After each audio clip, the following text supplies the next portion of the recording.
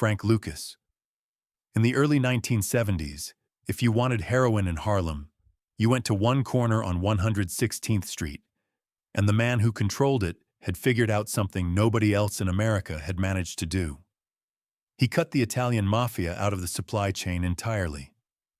While every other black dealer in New York was buying watered-down product from the five families and paying a premium for the privilege, Frank Lucas was flying his own heroin in from the other side of the world, selling it at a higher purity for a lower price, and walking away with more money in a single day than most people would see in a lifetime.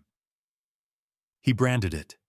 He called it Blue Magic, and for a few short years, he was the most powerful drug dealer the city had ever seen.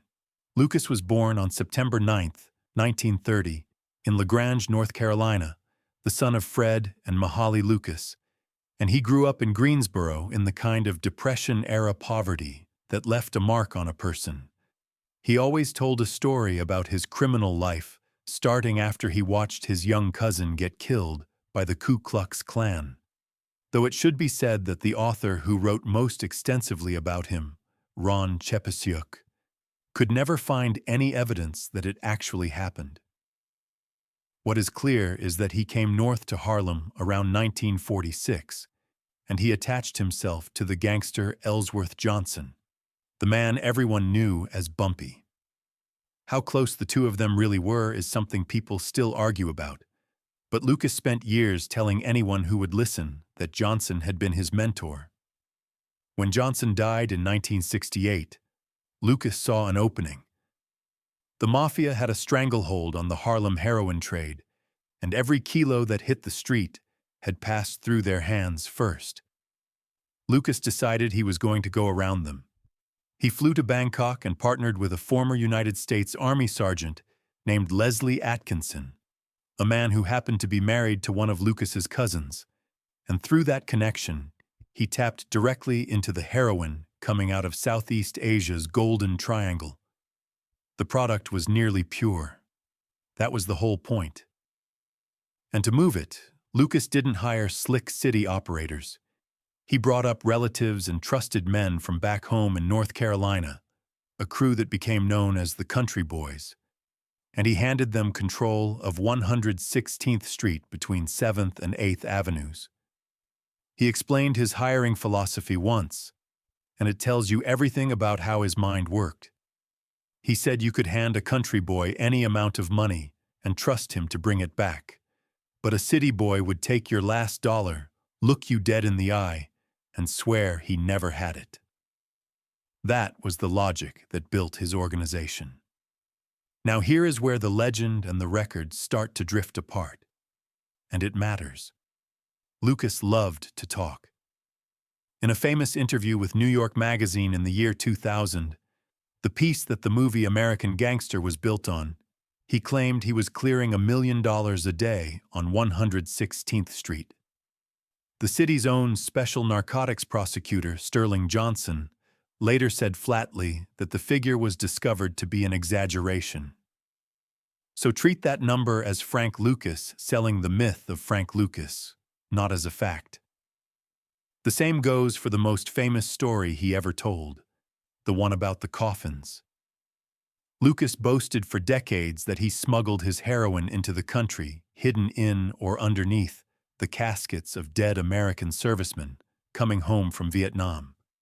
It is the centerpiece of the movie, and the man who actually ran the Bangkok connection, Leslie Atkinson, called it the biggest hoax ever perpetrated, and said they used furniture, not coffins. And no, I'm not making that up. The single most iconic detail of the Frank Lucas story appears to have been invented. What is not invented is how it ended. On January 28, 1975, a combined task force of DEA agents and New York police raided his home in Teaneck, New Jersey, and seized $584,683 in cash. He was convicted on both federal and New Jersey state drug charges and handed a sentence of 70 years. And then Frank Lucas did the thing that, in his world, mattered more than any kilo he ever sold. he started talking. He became an informant, and by his cooperation, he helped secure more than 100 additional drug convictions. In exchange, he and his family were moved into witness protection, and by 1981, after serving only about 5 years, his sentences were cut down to time served plus lifetime parole. For years afterward, he insisted he never testified against anyone, a claim prosecutors flatly reject. The movie about his life ended with a title card claiming his cooperation took down 3/4 of the DEA's New York agents, and a federal judge named Colleen McMahon, ruling in a defamation suit, called that claim wholly inaccurate. Not a single DEA agent was convicted off his information, and somehow it gets worse for the legend. He was arrested again in 1984, served until 1991, and in 2012 pleaded guilty to defrauding a disability benefits program. Near the end of his life, talking to a New Jersey newspaper in 2013, the bravado finally dropped. He said he had probably done more damage than good, that he had been in the heroin business, the worst business a person could be in, and that you could not get any lower than that. Frank Lucas died of natural causes on May 30, 2019, at 88 years old. The man who built the most romanticized drug empire in American history spent his final years admitting it had all been poison. And if Lucas was the man who broke the mafia's grip on Harlem heroin, there was another dealer working those same streets at the exact same time who took a very different approach. He didn't hide. He dared the entire justice system to come and get him. Leroy Nicky Barnes. A criminal at the top of his game spends his whole career trying to stay invisible. Leroy Barnes did the opposite. He put his own face on the cover of a national magazine, leaned back with a look that said he owned the city, and let the headline call him Mr. Untouchable. He had beaten so many cases, walked out of so many courtrooms a free man, that the nickname wasn't bragging, it was just accurate. And that magazine cover, the single most arrogant move in the history of New York drug dealing, would end up being the thing that personally offended the President of the United States and brought the whole empire crashing down. Barnes was born on October 15, 1933, in Harlem. He became addicted to heroin in his 20s, and it nearly finished him before it started. He kicked the habit while locked up, and it was inside a prison called Green Haven that the second half of his life took shape, because that is where he met organized crime figures who would change the entire trajectory of his career. Among them was the volatile mobster Joe Gallo, the man they called Crazy Joe, and a Lucchese associate named Matthew Madonna, who everyone called Matty. These men taught Barnes to think about the drug trade the way the mafia did, as a business, as a structure, as something you build to last, with hierarchy and discipline instead of chaos. When he got out, that is exactly what he built. In 1972, Barnes founded something he called the Council, a 7-man syndicate of black dealers modeled directly on the Italian crime families, designed to coordinate the heroin trade across Harlem so the members weren't competing with each other. The 7 included men named Joseph Hayden, Wallace Rice, Thomas Foreman, Ishmael Muhammad, and Frank James, along with a younger man named Guy Fisher, a name worth remembering because he comes back later in a way nobody saw coming. By 1976, the Council's reach stretched out of New York City, across the state, into Pennsylvania, and up into Canada. The operation was disciplined, profitable, and seemingly bulletproof. Barnes kept beating charges, kept walking out of courtrooms free, and the legend of the untouchable man grew with every single acquittal.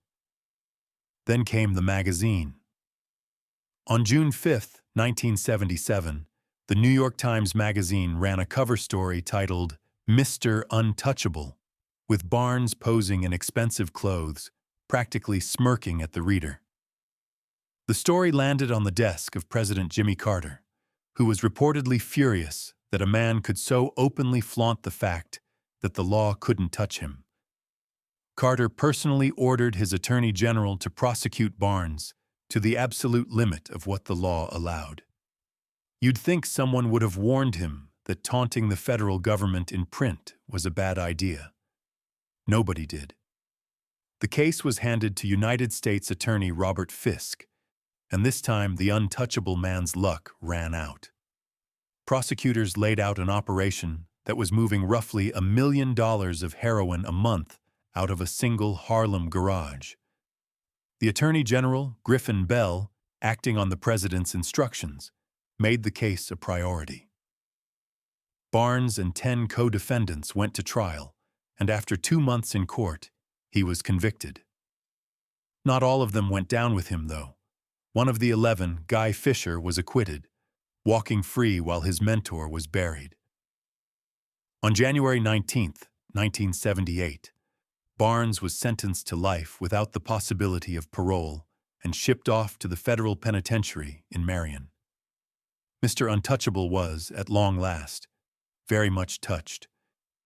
But the most damaging chapter of Barnes's story wasn't the conviction. It was what he did from inside his cell. By 1982, Barnes had become convinced that the council, the organization he had built, had betrayed him.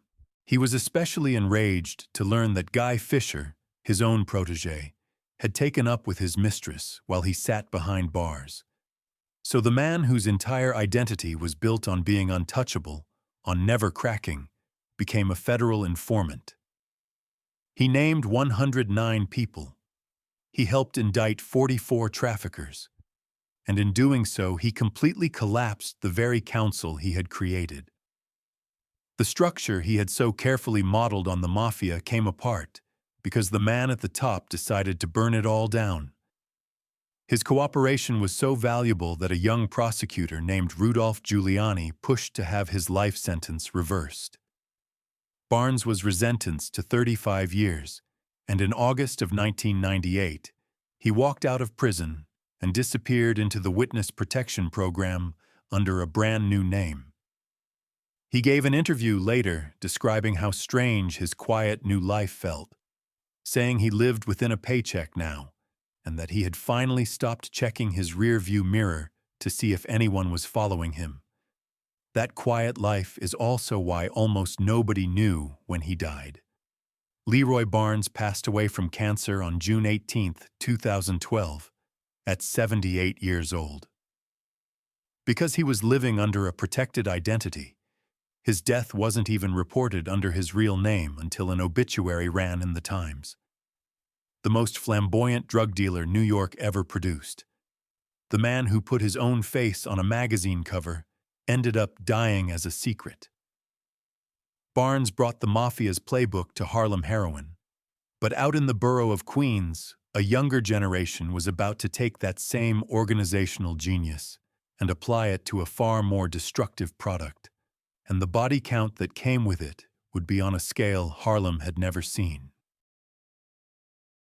Kenneth Supreme McGriff.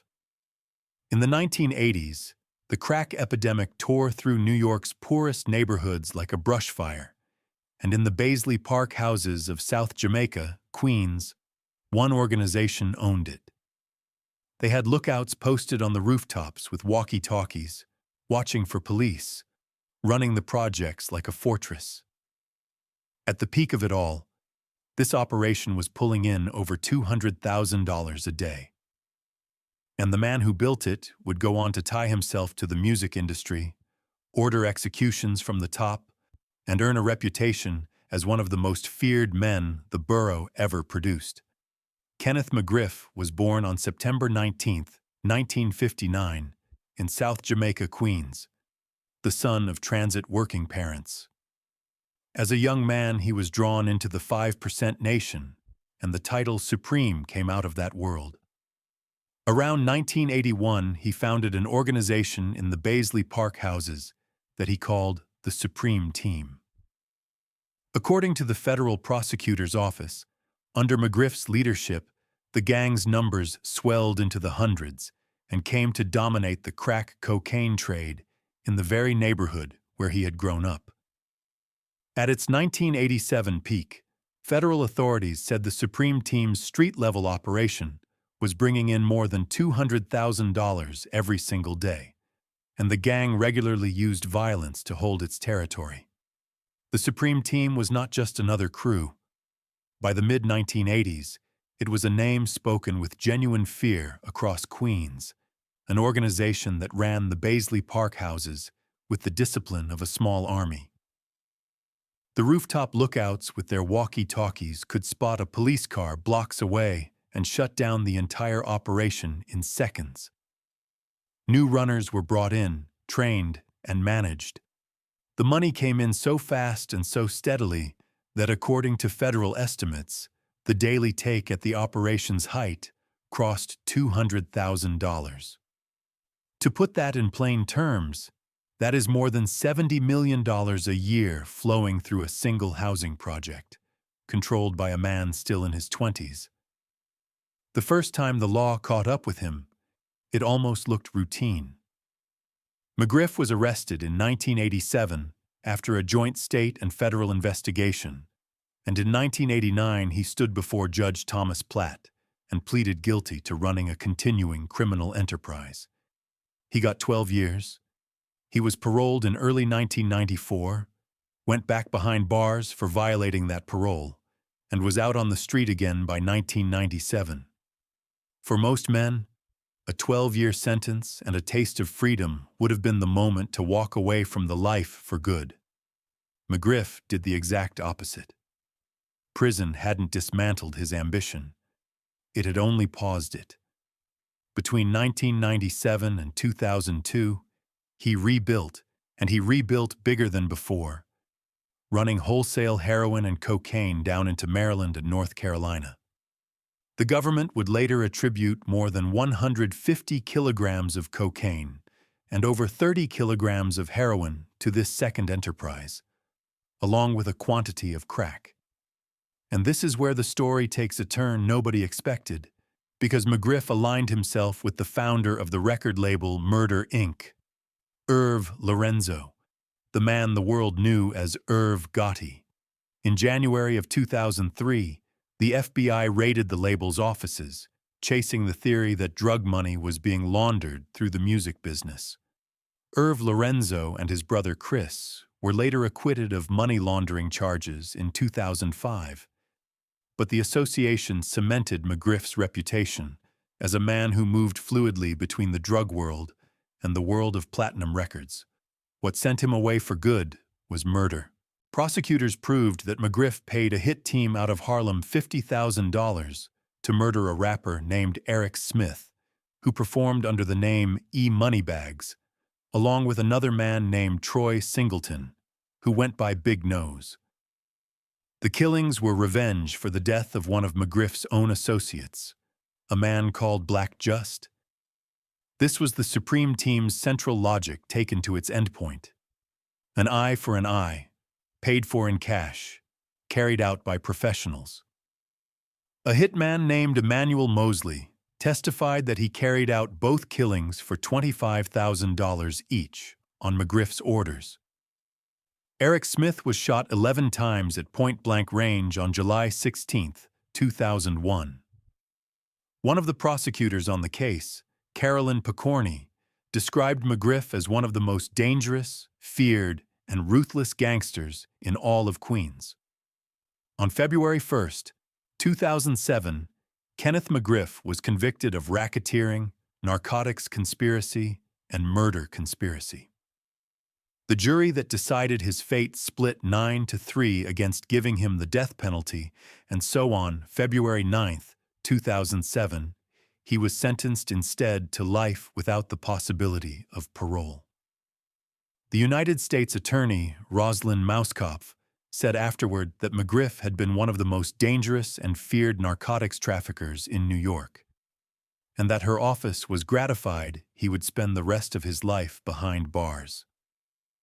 He started his sentence at the federal supermax in Florence, Colorado, and as of recent reporting, he remains in the federal system, serving life. But Supreme McGriff did not run the day-to-day operations of the Supreme Team alone. When he first went to prison back in 1987, control of the streets passed to a younger relative, a man who would prove, if anything, even more willing to spill blood to keep the empire intact. Gerald Prince Miller. When the boss went to prison in 1987, the Supreme Team didn't slow down. It got deadlier. The man who took the wheel was Kenneth McGriff's own nephew, barely 2 years younger than his uncle, and over the course of that single year, while McGriff issued orders from behind bars, the two of them are believed to have ordered at least 8 killings. He expanded the gang's security force and turned it on rivals and suspected traitors alike. They even branded their crack with names, products they called Thriller and Ghostbuster. His name was Gerald Miller. They called him Prince, and he ran the enforcement side of one of the most violent drug organizations in New York history. Miller's role in the Supreme Team was straightforward. He was the muscle, and the manager rolled into one. Released from a burglary sentence on July 1, 1984, he stepped immediately back into his position as the organization's enforcer, the person responsible for making sure that everyone, inside the gang and out, understood the cost of crossing the Supreme Team. When his uncle was jailed in 1987, Miller took over the daily leadership and immediately grew the security apparatus, using it as a weapon against anyone the organization perceived as a threat. During that single year of 1987, with Miller running the streets and McGriff directing from his cell, the organization is believed to have carried out at least 8 homicides. Suspected informants, rival dealers, anyone who threatened the machine. The Supreme Team didn't just sell crack, it enforced a kind of order through fear, and Miller was the instrument of that fear. The law finally moved on him in March of 1990, when Miller was arrested. He was charged in 1992 in a federal case out of the Eastern District of New York, and in 1993, he and 6 other members of the Supreme Team went to trial before United States District Judge Raymond Deary. The jury convicted him of narcotics trafficking and racketeering. More specifically, he was found guilty of violating the racketeering statute, of running a continuing criminal enterprise as a principal administrator and leader, of narcotics offenses, and of money laundering. The sentence was staggering. Miller was originally handed 7 concurrent life terms, plus a concurrent 20-year term on top of them. Here is a detail that matters, though, because it cuts against the easy assumption. Gerald Miller was not convicted of any murder himself. A co-defendant named Wilfredo Arroyo was the one convicted of 3 killings and given his own stack of life sentences. Miller's life terms came from running the enterprise, not from pulling a trigger. On appeal in 1997, the Second Circuit Court actually threw out one of the counts, ruling that the narcotics conspiracy charge was a duplicate of the continuing criminal enterprise charge and therefore violated the protection against double jeopardy. That left him with 6 life sentences instead of 7. 6 life sentences. That's not a typo, by the way. For decades, that appeared to be the end of the story. A man buried under 6 life terms does not, in the ordinary course of things, ever come home. The federal system has no parole. Life means life. And for more than 30 years, that is exactly what Gerald Miller served. But the law around sentencing changed, and in September of 2024, something almost unheard of happened. Acting on a motion filed under the First Step Act, the sweeping criminal justice reform law passed in 2018, United States District Judge Nicholas Garofis granted Gerald Miller a resentencing. In his written decision, the judge reflected on how much the understanding of justice had shifted in the decades since the original sentencing. He wrote that the court now had wisdom that had come too late for Miller's first sentencing. Wisdom that neither Miller nor the original sentencing court had possessed back when 6 life sentences were handed down. He added that broad invocations of general deterrence do not, by themselves, require a sentence of life in prison. And so, after serving more than 3 decades behind bars, Gerald Miller walked out of a federal penitentiary, leaving the United States Penitentiary in Big Sandy around the middle of September 2024. He now works in youth violence prevention, trying to steer young people away from the exact path that consumed most of his own life. One word of caution worth flagging, because accuracy is the whole game here.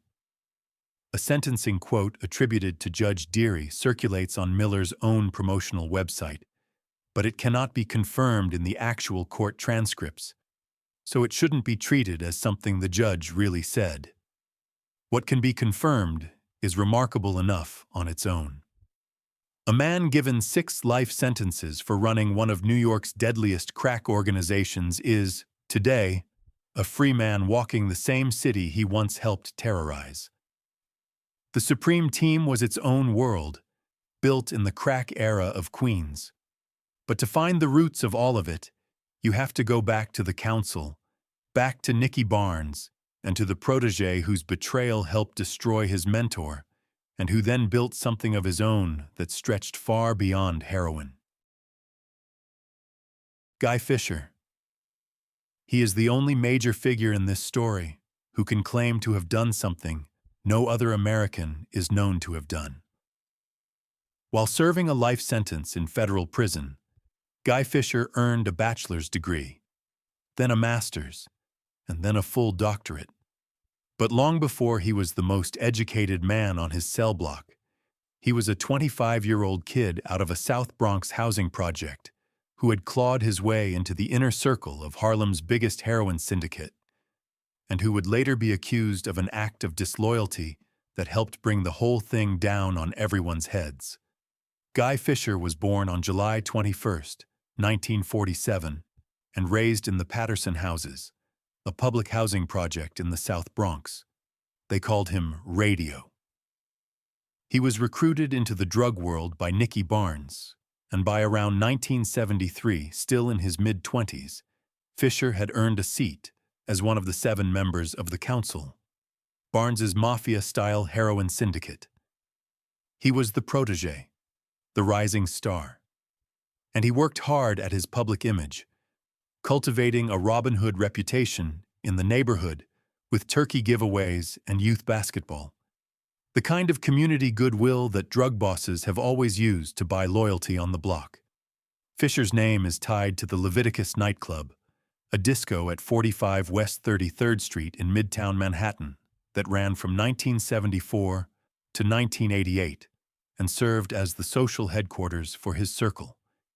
He is also reported to have bankrolled a 1978 reopening of the legendary Apollo Theater, though it should be noted that the Apollo's own official history credits new management for that period, before Percy Sutton bought the theater in 1981. And so Fisher's supposed ownership of the venue is genuinely disputed.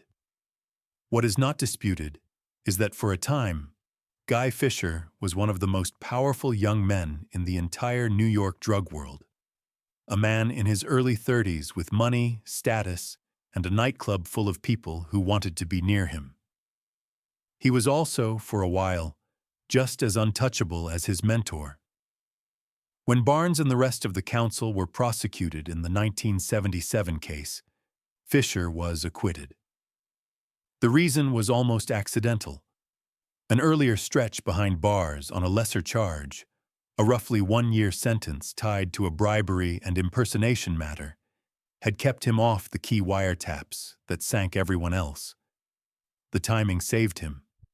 He walked out of that courtroom a free man while the men around him went away for life. And then the ground shifted beneath him, because in 1982, the unthinkable happened. Nicky Barnes, the man who had recruited him and made him, became a federal informant, partly out of rage over the affair between Fisher and his mistress. A 1983 indictment named Guy Fisher directly, and this time there was no lucky gap in the evidence to hide in. His trial in the Southern District of New York stretched on for more than 10 weeks. In the end, he was convicted of racketeering, conspiracy, and operating a continuing criminal enterprise. And in October of 1984, he was sentenced to life without parole. Reflecting on it years later, in an interview on the program 60 Minutes, Fisher offered a line that summed up the entire bitter saga of the council. He said the ultimate betrayal is when someone you call your friend informs on you. It was a remarkable thing to hear from the man whose own alleged betrayal of Barnes had helped set the collapse in motion. The whole syndicate, in the end, was undone by the people inside it turning on each other. What Fisher did with the decades that followed is what truly sets him apart from every other name on this list. He became one of the longest-serving federal prisoners of his era, facing a sentence with no end in sight, and rather than simply waiting it out, he went to school.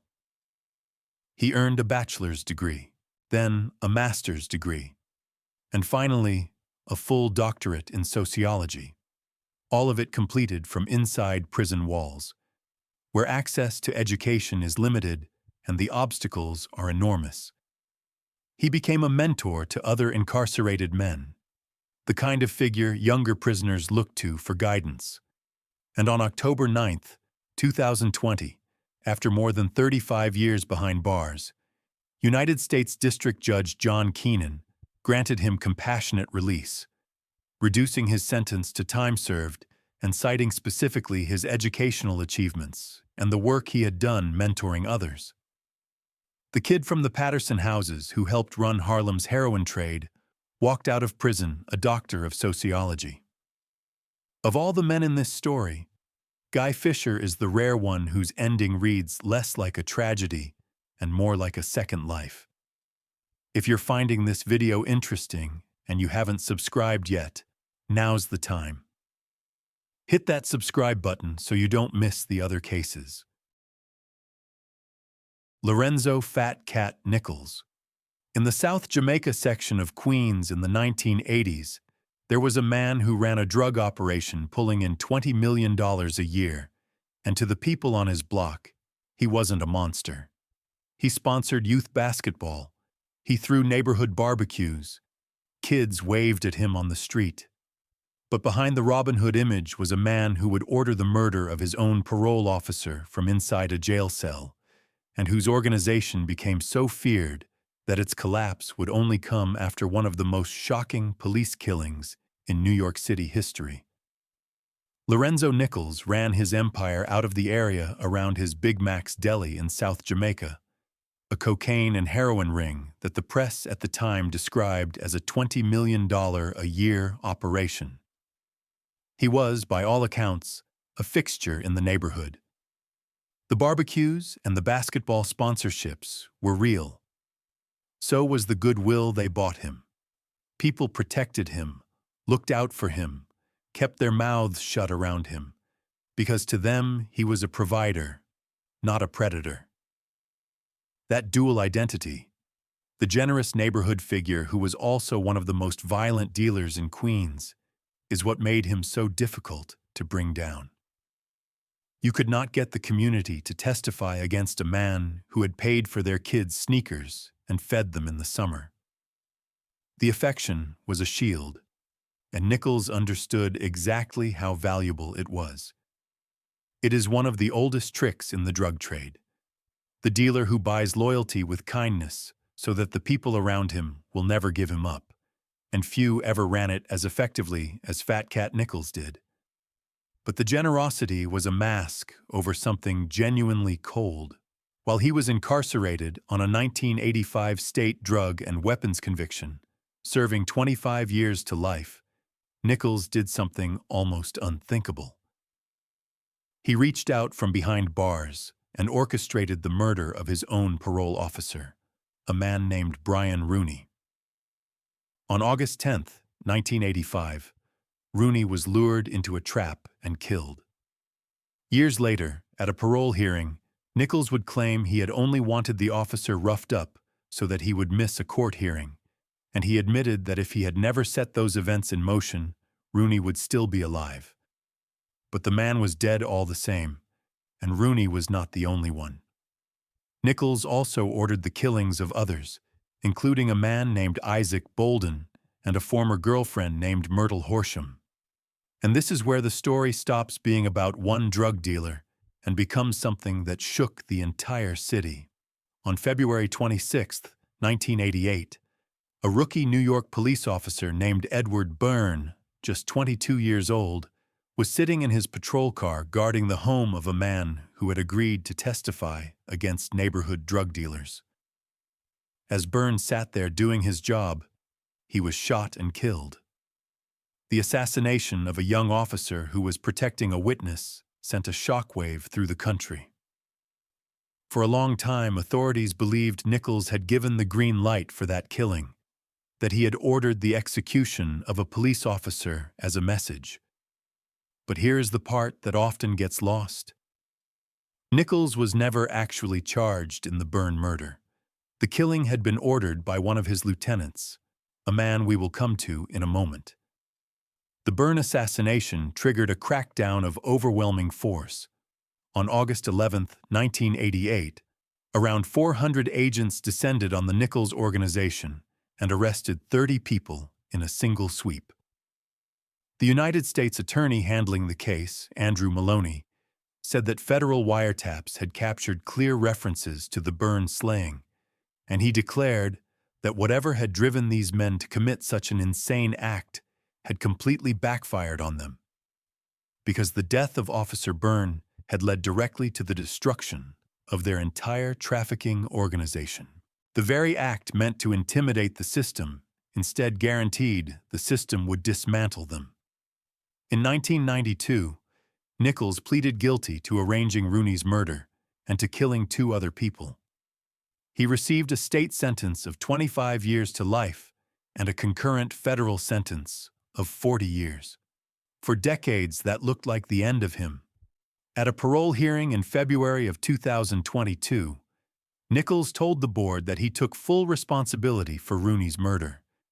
Even as he insisted he had only meant for the officer to be roughed up, and acknowledged that none of it would have happened if he had not set it in motion.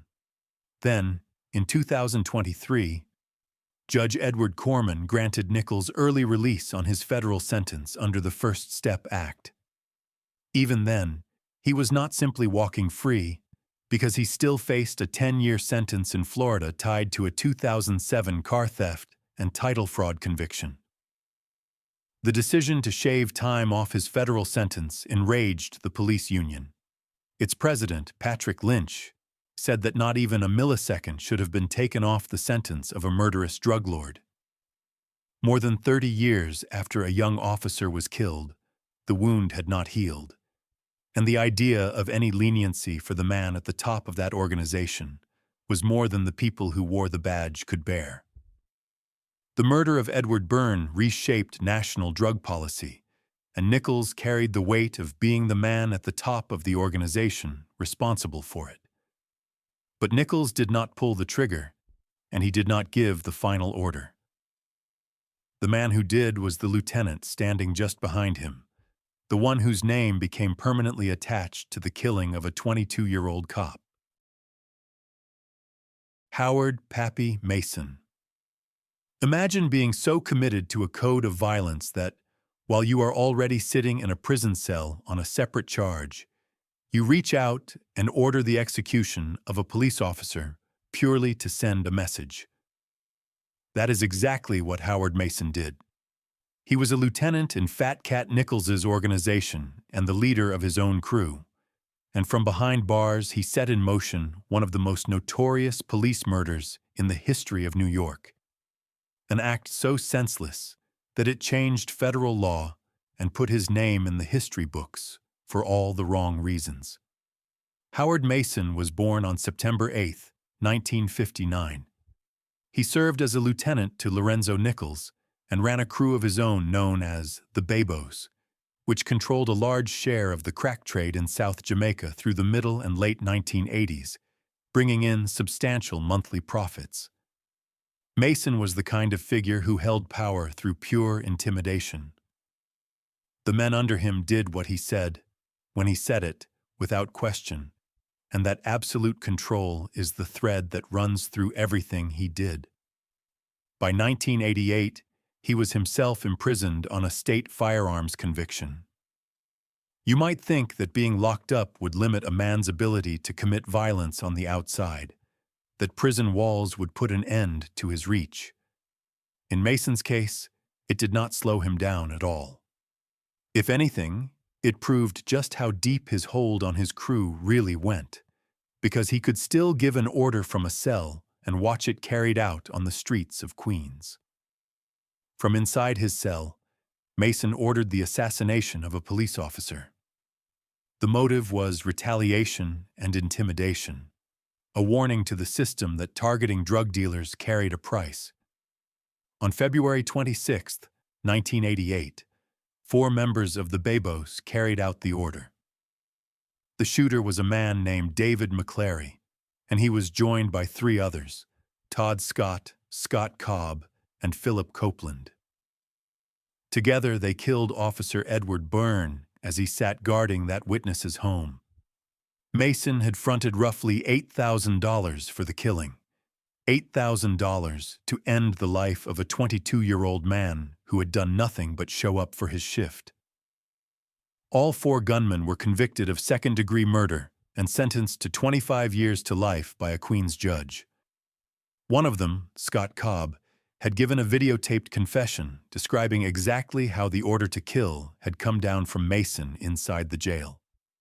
A man behind bars on an unrelated charge was able to direct 4 people on the outside to murder a police officer, and they did it for the price of a used car. And no, I'm not making that up. That is the level of control Mason held over the people around him, and it is the reason prosecutors went after him with everything they had. Mason was arrested on August 11, 1988, on federal narcotics conspiracy charges as part of that same massive sweep that took down the Nichols organization.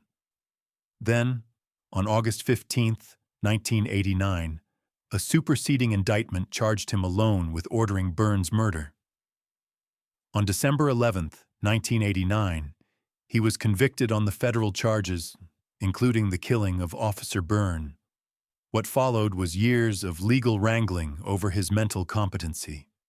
A psychologist diagnosed him with antisocial personality disorder and a probable atypical psychosis, and the question of whether he was even fit to be sentenced dragged the case out far longer than anyone expected. For a man who had orchestrated such a calculated killing, the competency fight became its own strange chapter, and it kept the final resolution hanging for years. You would think a case this serious would move quickly to its conclusion. It did not. Now, there is a claim that circulates about Mason that needs to be corrected, because getting it wrong does a disservice to the truth. It is often said that Mason received one of the first drug-related death sentences in the modern era. That is not what happened. The record is clear. In 1994, Howard Mason was given a life sentence for drug racketeering and for ordering Byrne's killing. Not death. Life. He remains in federal prison to this day, serving that life term, and he will almost certainly die there. The legacy of what Mason set in motion stretches far beyond his own cell. The murder of Edward Byrne became a national symbol of the violence of the crack era. A federal grant program that funds law enforcement across the country, the Edward Byrne Memorial Justice Assistance Grant Program, carries the young officer's name to this day. During the 1988 presidential campaign, George Bush carried Byrne's police shield with him as he spoke about crime. A rookie cop who was killed for guarding a witness became, in death, one of the most consequential figures in American drug policy, and the man who ordered it did so for the cost of pocket change. From the violence of South Jamaica, the story now shifts to the South Bronx and to a teenager who built a heroin empire so sophisticated, so corporate, that he rewarded his best dealers with trips to Disney World. George Rivera. A drug operation is usually chaos held together by fear. George Rivera ran his like a Fortune 500 company. He gave his dealers performance bonuses. He handed out gifts. He sent his top earners on trips to Disney World as a reward for moving product. He branded his heroin with a name, ran it through a corporate front, and customized his cars with anti-police gadgetry straight out of a spy movie. And he did all of this as a teenager, building one of the most structured heroin operations the South Bronx had ever seen before. He was old enough to legally drink. George Rivera grew up in the South Bronx in extreme poverty. He spent time in a group home in New Rochelle and attended New Rochelle High School before dropping out. From those beginnings, he built something remarkable and terrible at the same time. As a teenager, he constructed what court records would later describe as a highly structured, street-level heroin distribution organization. He branded his product Obsession, and at various points used other names like Delirious and Sledgehammer. He was not a corner dealer who got lucky. He was an organizer, a manager, a builder of systems, and he applied genuine business discipline to the distribution of one of the deadliest drugs on Earth. The numbers attached to his operation are worth being careful about, because the legend has inflated some of them. According to court records, during the summer of 1987, Rivera's organization was moving around $100,000 worth of heroin per week, though government sources separately put the gross figure closer to $250,000 a week. In August of 1987, he told an undercover detective that he was distributing 2 kilograms, roughly $250,000 worth, every week. You will sometimes hear figures like $670 million attached to his name, but those are journalistic and promotional estimates. The firm number, the one anchored in court documents, is the one to trust. Somewhere between $100,000 and $250,000 a week. The way he ran the business is what makes him stand out. He operated through a corporate front called Tuxedo Enterprises, giving the whole enterprise the veneer of a legitimate company. He incentivized his dealers with bonuses, gifts, and those now infamous trips to Disney World, treating his street-level workforce the way a real corporation treats high-performing employees. Think about what that means for a moment. A teenager understood, instinctively, that loyalty and productivity could be bought with rewards rather than threats, and he built an entire distribution network on that principle. He owned a remodeled estate in Puerto Rico with the word Obsession and his initials tiled right into the bottom of the swimming pool. He customized his cars with gadgetry designed to evade and obstruct police, the kind of thing you would expect from a movie villain rather than a kid from the Bronx. He was running a criminal enterprise with the structure, branding, and ambition of a legitimate corporation. And for a while, it worked beautifully. The product moved, the money came in, and the organization ran with a discipline that most adult criminals never manage to impose. But a business that visible draws attention. The investigation into Rivera leaned heavily on wiretaps placed in April of 1989, and on June 7, 1990, a 14-count indictment came down against him in the Southern District of New York. He was convicted of conspiracy to distribute heroin and of attempted income tax evasion, because even his tax fraud was part of the corporate illusion. On April 24, 1991, Judge Shirley Wohl Cram sentenced him principally to life imprisonment without parole, after the court found that the conspiracy had involved more than 100 kilograms of heroin. On top of the life sentence, she added 5 years of supervised release, a detail that carries a grim kind of irony for a man who would, in theory, never be released at all. Rivera has spent the decades since fighting his sentence. He filed a motion in the early 2000s, citing a Supreme Court decision called Apprendi versus New Jersey, arguing his sentence had been improperly enhanced, but the Second Circuit affirmed the conviction in 2004. His life and the world he created became the basis for an acclaimed book called Random Family, which followed the women and children whose lives were shaped by his orbit. It is worth pausing on that, because it captures the real cost of what Rivera built. The book is not about the glamour of the obsession empire. It is about the wreckage left behind, the families pulled into poverty, addiction, and prison by the trade he ran like a business. As of recent reporting, Rivera remains incarcerated, though the rapper Shine has publicly campaigned for his release, and several of his co-defendants have already won compassionate release. The teenager who built a heroin corporation is now an aging man, still arguing, decade after decade, that his sentence was unjust, while the world he created has been picked over by historians and journalists trying to understand how a kid from the Bronx pulled it all off. Rivera betrayed the public with a polished corporate front. But the next man betrayed something far more personal. He murdered his own best friend over money, and then talked his way into a deal that let him walk free. Alberto Alpo Martinez. There is a particular kind of horror in being betrayed by someone you trusted completely, and Alberto Martinez built his entire legend on exactly that kind of betrayal. He and his closest partner ran Harlem together, two of the biggest names in the city's cocaine trade, friends who had come up side by side. And then Martinez murdered him over drug money and later described it as business, not personal. By the time his story was over, he had confessed to more than a dozen killings, testified against everyone he knew, and walked free, only to meet a violent end on the very streets he once ruled. Alberto Martinez was born on June 8, 1966, and raised in the East River houses in East Harlem. He started selling drugs at 13 or 14 years old, and by 1985 he had connected with a Harlem dealer named AZ Faison, a man known on the street as AZ. Together with a third man, Richard Porter, the three of them became some of the biggest dealers in Harlem. They were partners. They were friends.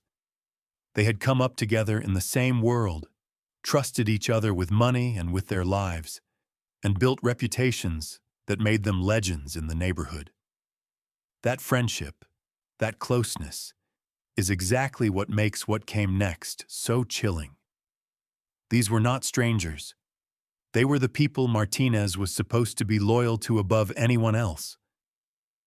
Richard Porter, known to everyone as Rich, was born on July 26, 1964, and he was both Martinez's partner and his friend. There is a tragedy wrapped inside this story that needs to be told carefully.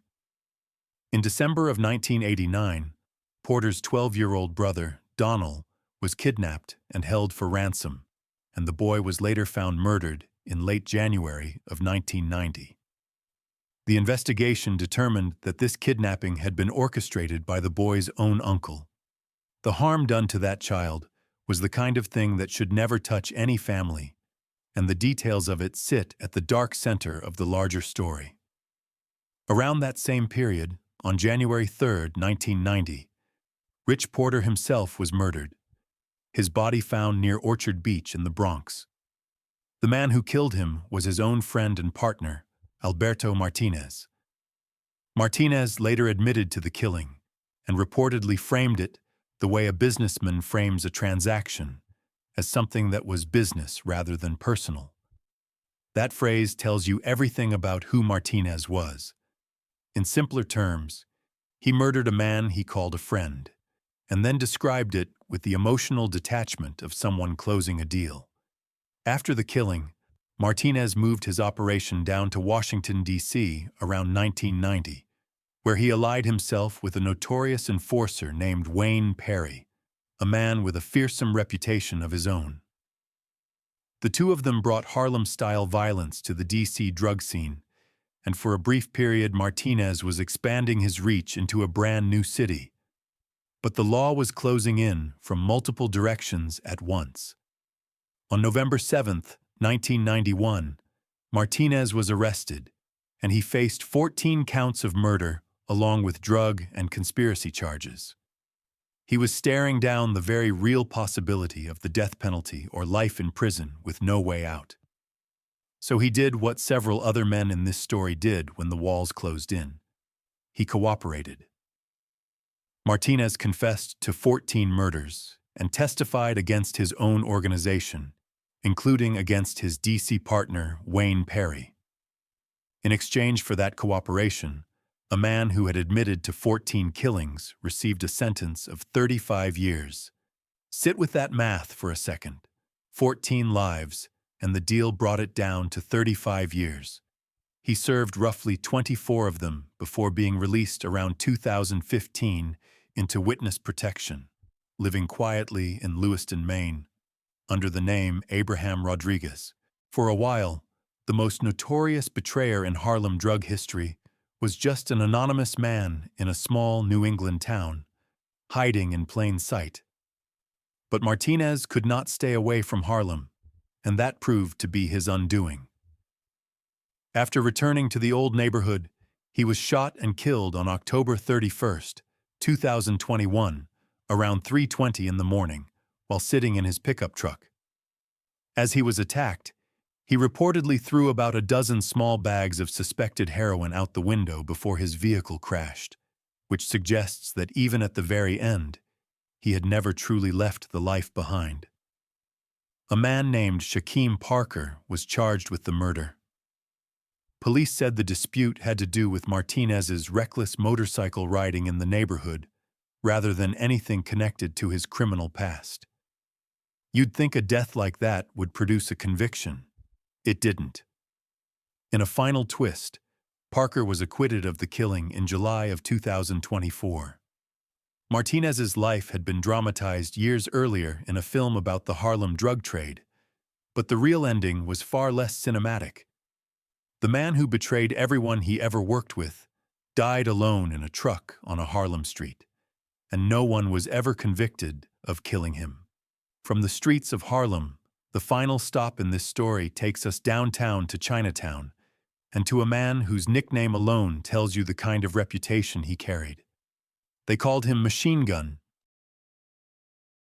Johnny Machine Gun Eng.